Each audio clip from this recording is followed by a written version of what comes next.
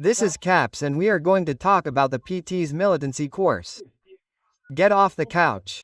That's it, my friend. The PT is desperate, certainly with yesterday's demonstration. That's one of the reasons for that it can't get more people on the streets. In fact, it can't motivate people to go out on the streets anymore, to defend the PT's ideas, and so they are upset and are teaching PT members how they should fight the far-right militancy, right, the Bolsonaro supporters and I don't know what else. Here, look, after criticism from LULA, the party released a series of tips to mobilize members and try to recover the support lost in its strongholds. And I find this very funny, because it shows a lot about how the left works, right? The left works hierarchically, right? People get organized, not because the president told the director gave the order to the leadership produced a video here to teach how the rank and file who are there at the forefront of the PT militancy have to do things and whatnot. And that's what I'm telling you, that's why the left is dying, because this thing of hierarchical structure is totally irrelevant nowadays. It's much more inefficient, right? The right doesn't have any of that, it doesn't need to stop and think. If the right depended on favors from something to grow and stuff like that, then the right would be dead here in Brazil. Stop, think, remember what Brazil was like? About 20 years ago it was an insult to call someone right-wing in Brazil. Look at what happened in Brazil. The right grew exactly because there was decentralized and distributed information. I'm not making light of the people who fought for the right, Olavo de Carvalho, other people, of course that was important, right? But this is what I always say, Olavo de Carvalho has been fighting for the right since the 1980s. I remember reading about Olavo de Carvalho in my father's newspaper when I was young. When I was a kid, I would read the newspapers, column Olavo de Carvalho and I liked what he said and stuff like that. But something changed from 2014 to now, right? And it was precisely the decentralized information that allowed these ideas to reach everyone. So the left is trying to imitate them here, but it's really pathetic, man. I don't feel sorry for these people because they have no chance of improving the situation with this. They are selling an idea to the people of grassroots work. Not that you have to get off the couch and go to the streets. My friend, that's not how you do grassroots work. There has to be a reason. The PT today is the establishment. No one is going to go out and protest in favor of the establishment. This news was suggested by Ian Curtis Vitava na Margaret Toucher, Canal Equipe Sao and several other people. Thank you to the people who suggested news on our website at visionalberteacuteria.com. And thank you to you who are watching our video. If you like our content, please leave your like and subscribe to the channel, okay? Well, check out the course here. It's this course here, at the Pursue Abram Foundation. If you go here to online courses, training courses, here it is. Look, this course here, Nova Primavera, 2025. Nova Primavera's training journey. To strengthen the PT's grassroots organization, to train activists to act correctly and transformatively in their territories, right? I confess to you, I was going to sign up. I wanted to come here to, I wanted to see the material, see what it's like, but apparently registrations are closed. You can't enter anymore. They're already doing it, or maybe because it came out here in Veja. People got a little upset and closed the video, right? Because it seems a bit ridiculous to me. A bit cringe-worthy up to this point, look. So, let's go, we're going to have to guide ourselves here by what's written in Veja. Veja apparently had access to this content, right? But we no longer have access. So, here it is, look. Target of recent criticism from LULA, the PT launched a course aimed at improving the party's mobilization around support for the PT's presidency. How to bring the militants closer to their historical strongholds. How to do grassroots work, right? And then he says, look, the PT recommends, for example, that the militants engage in the war of narratives.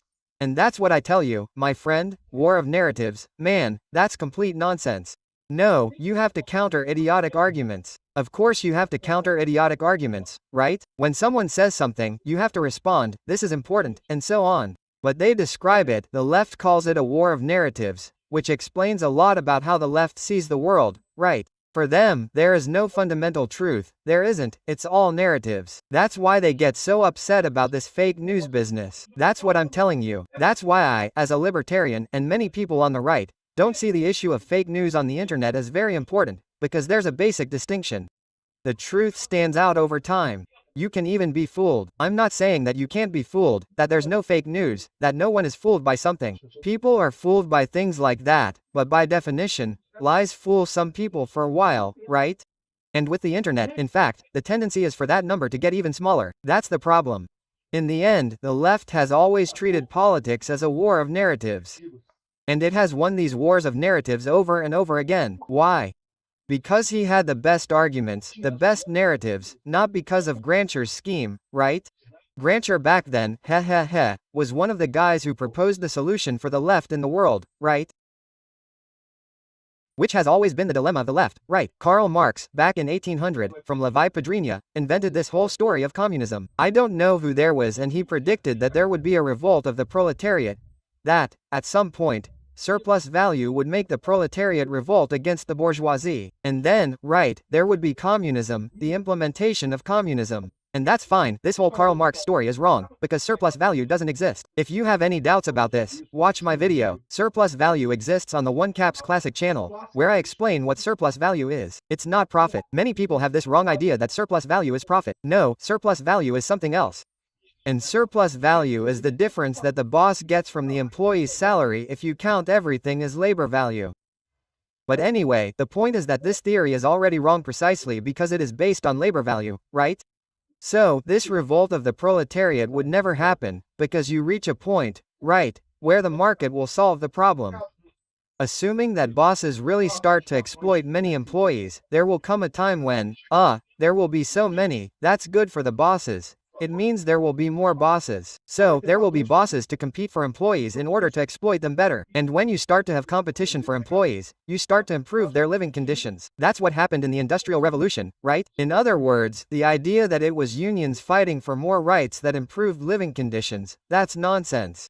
What happened is that there started to be a lot of people with companies wanting to hire people, and then, since the number of people to hire is already limited, right? Oh, you might say, oh, no, there are always plenty of people to hire, but they are bad people. You want people to hire workers who really work.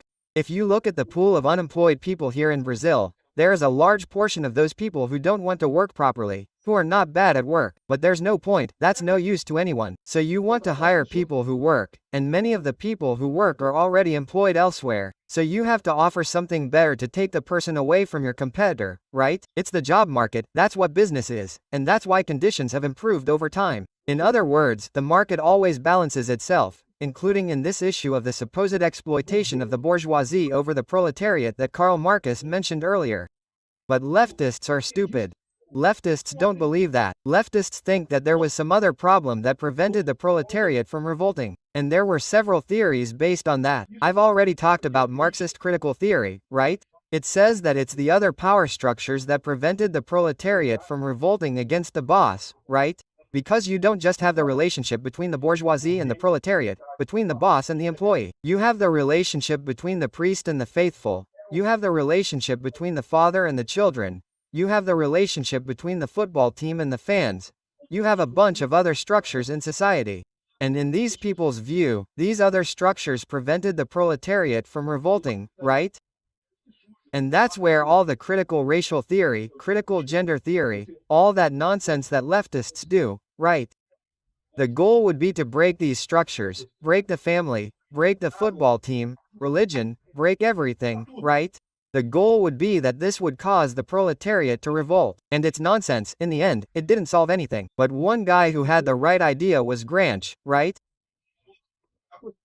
Gramsci said that the whole issue is cultural, so the left should focus on occupying spaces for cultural production, typically artists, newspaper magazines, schools, academia.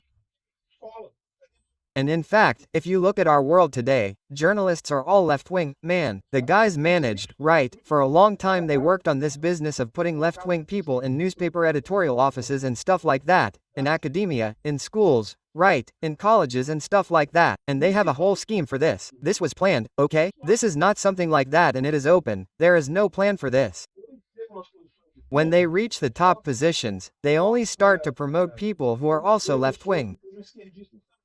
So, quickly, after they start working like a normal journalist, get into the profession, get to the top of the profession, get to a leadership position, now they only promote left-wing people. Quickly you start to have what you have today, which is that everyone in this group is left-wing. And then this logic of the left makes sense, which is a war of narratives. The truth doesn't matter, what matters is the narrative that Globo tells. Globo said it, the Brazilian left-wing newspapers told that narrative, and that's what ends up becoming the social consensus, right? And it ends up becoming the truth in Brazil. A war of narratives, that's what they saw. And why does social media bother them? Because there are a lot of people on social media, they can't create this leadership system because it's not hierarchical, right? There's no such thing. Anyone can open a channel on YouTube. I have mine, I opened it here. If you want to open yours, you can open it too. Anyone can create their own YouTube channel and express their ideas.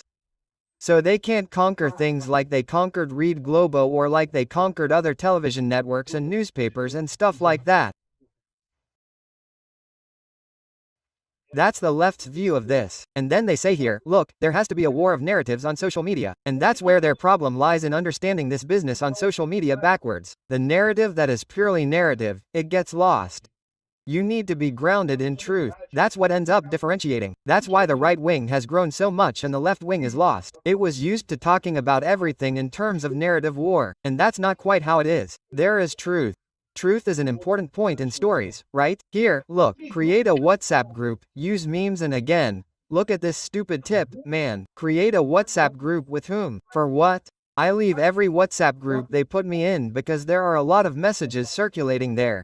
I don't have time to read these things, except for my Pokemon Go message groups, where I watch people talking about catching them so they can organize attacks on the gyms there to take down the networks and stuff like that. Apart from that, I don't want to know about any WhatsApp group in the end, right? And then what people are putting here is something that doesn't make sense again, right? They want to do something like this to force people to join this, right? Here, look.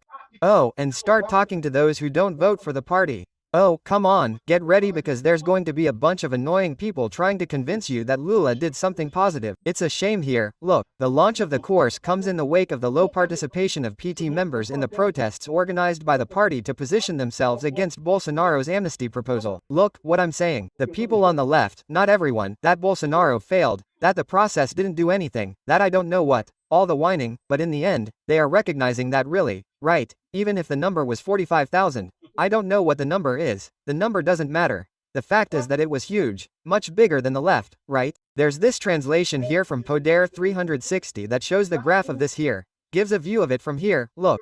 He took all the right-wing protests in favor of amnesty and he took all the left-wing protests against amnesty. So, Bolsonaro's amnesty bill was on April 6th, right? This one was on March 16th, on September 7th, on April 21st, 2024, on February 25th, 2024, and he took all the left-wing protests here and stuff and added it all up. And look at the difference, man. Bolsonaro put 500,000 people together, adding up all these protests. It doesn't make sense. And so it could be that the same person went to more than one protest, but in any case, the number of people present was 500,000. LULA, 10,000 people. And look, 10,000 people, because they did the trick here with this count of LULA's people, right? In other words, this shows that people are desperate. No matter what they say, it's not that Bolsonaro failed, that he couldn't gather the audience he expected. All that whining, all that whining. But in the end, my friend, there are many more people than the left. And the left itself is realizing this. Look, why doesn't the left fill the streets like it used to? Look at the reasons given by experts, right? And these experts say that it's all the fault of social media, the rise of the far right, which is a mistake, right? The rise of the right, I don't call it the far right, but the rise of the right, the libertarians, is a consequence of decentralized and distributed information. That's not what's holding the left back, right? The left is there. Difficulty in mobilizing outside the bubble, of course, no, but everyone has difficulty mobilizing outside the bubble, right? You convince people to leave your bubble very easily. The problem with the left is what I tell you, the bubble, look, is this small. The left bubble, these people are really noisy. There are a lot of journalists, a lot of people from research institutes, a lot of researchers, a lot of experts, but if you add all these people together, it's a little ball that's this small, look, in the end. So that's the left's point, that's the problem they're having. And it's not going to be improved by annoying others with LULA's nice speech. Don't dress well, you have to dress well to talk to people and whatnot. Man, I'm going to tell you something, these people are more lost than a blind man in a shootout, man. They don't know what to do, man. They're desperate, but the worst thing is this, that's what I'm telling you. The problem with the left is that the ideas of the left are outdated. As long as they keep insisting on this idea of a big government that will solve the population's problems, they're wrong. They're only going to lose ground. That's no longer the case. The left has to be content with the much smaller audience it has now or change the narrative. What will inevitably end up happening over time is that this more traditional Brazilian left will lose strength, it will become smaller and smaller, and perhaps a more lighthearted left will emerge, and Eduardo Leet left, a left EHEHPSDB, PSD and so on. I think that's what will end up happening, but let's see what will happen. The fact is that the PT is desperate, they don't know what to do and they're right, there's no way around it. Whether you think Bolsonaro's act was good or bad, it doesn't matter, man. The guy is a phenomenon. Thanks for watching the video until the end. In addition to liking, sharing and subscribing to the channel, consider becoming a sponsor with amounts starting at $1.99. Click on the Become a Member button below to learn about the conditions and benefits of sponsoring the channel. For more information about our project, visit our websites indicated on the screen. Yeah.